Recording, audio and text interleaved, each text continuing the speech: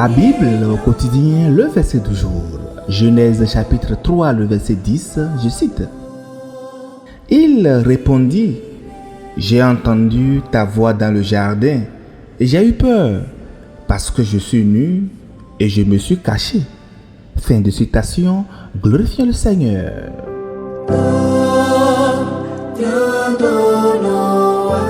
Bien-aimés dans le Seigneur Jésus-Christ, notre verset du jour se situe après l'événement le plus tragique de l'histoire humaine tel que raconté dans la Bible. Vous savez, c'est la désobéissance d'Adam et d'Ève. Pour vous présenter le contexte, Adam et Ève viennent de manger du fruit défendu. Leurs yeux se sont ouverts sur leur nudité et ils ont conçu des feuilles de figuier pour se couvrir. Puis, entendant Dieu se promener dans le jardin, ils se sont cachés.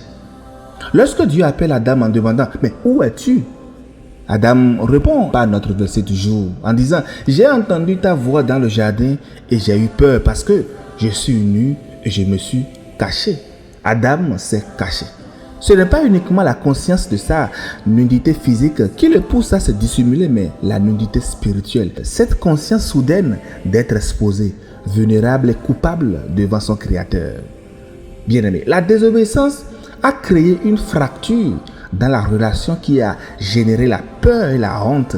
Il s'est caché. Mais pourquoi? Il dit lui-même, j'ai eu peur. Cette peur-là est nouvelle, elle n'existait pas avant le péché. Il s'agit d'une peur de Dieu, non pas dans le sens du respect, de l'adoration, mais c'est la peur déformée, née de la culpabilité et de la rupture.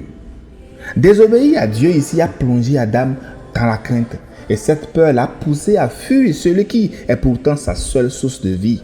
Et cela encore aujourd'hui se perpétue à notre époque. Nous aussi, lorsque nous avons péché, nous nous cachons derrière des excuses, des silences, des activités, des apparences. Mais cela, vous savez, n'efface ni notre faute, ni notre besoin d'être restauré. Bien-aimés, nous avons lu dans le verset, mais aujourd'hui encore, la peur est un piège puissant pour nous. L'une des chaînes les plus tenaces à briser dans nos vies est la chaîne de la peur. Dans le livre des Proverbes, il est écrit que la peur tend un piège à l'homme. Proverbe 29, le verset 25, la version Taube. Cette peur-là, qui a saisi Adam dans le jardin, continue encore de nous affecter aujourd'hui. Elle nous pousse à nous cacher de Dieu au lieu de courir vers lui. Peut-être êtes-vous, vous aussi, prisonnier d'une peur. Peur d'échouer peut-être, peur d'être rejeté, peur du passé ou de l'avenir. Cette peur-là agit comme un filet qui enferme votre âme. Mais il y a une bonne nouvelle, parce que Jésus est venu pour nous affranchir de ce lien étouffant. À maintes reprises, il nous dit, n'ayez pas peur. On peut le lire dans Matthieu 14, le verset 27, aussi dans Marc 6, le verset 50 et Jean 6, verset 20. Même Pierre, qui a eu peur de confesser Jésus devant une servante, a fini par prêcher avec audace devant des foules entières. La peur, c'est un sentiment humain, mais elle ne doit pas être notre maître. Ceci dit, je voudrais apporter quand même une nuance, même si cela ne semble pas être directement lié au verset. Parce que toutes les peurs ne sont pas inutiles. Il existe une forme de prudence salutaire, celle qui nous évite les dangers. Comme me le dit souvent mon papa, c'est le peureux qui assiste aux funérailles du courageux.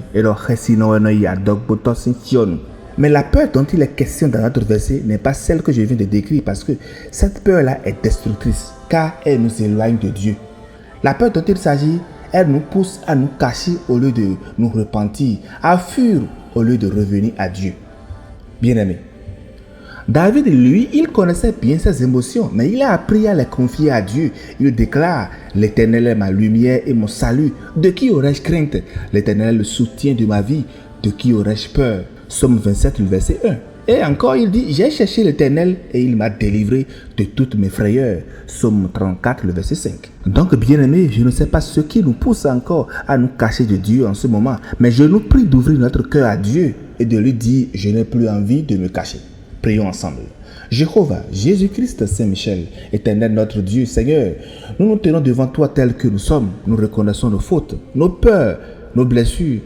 Ne permets pas que la peur nous éloigne de toi.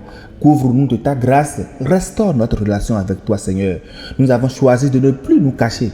En cette semaine sainte, Seigneur, rappelle-nous que ton Fils est venu pour bannir notre peur et restaurer notre relation avec toi.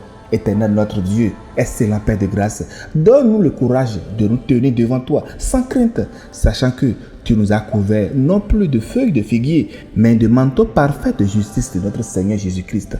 Garde-nous et assiste-nous tout au long de cette semaine sainte pour la gloire de ton nom, au nom de notre Seigneur Jésus-Christ. Amen. Chers frères et sœurs, retiens que Adam s'est caché à cause de la peur, mais Jésus est venu pour que nous autres, nous n'ayons plus besoin de nous cacher.